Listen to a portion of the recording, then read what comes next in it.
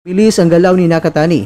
Hirap makadikit si Cardenas sa footwork nito at ang legendary left hook na nagpabagsak kay Inoue ay hindi tumatama sa kanya dahil sa solido na depensa at reflex ni Nakatani.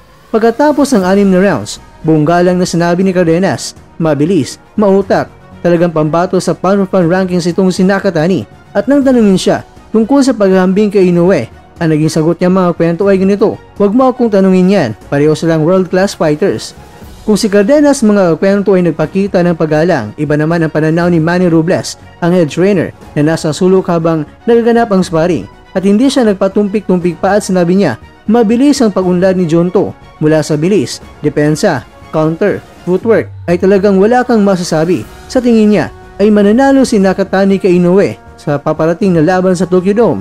Posible sa desisyon pero baka nga raw ay knockout pa. Ito na marahil mga kwento ang pinaka-kontrobersyal na pahayag mula sa kilalang trainer nitong huling mga buwan.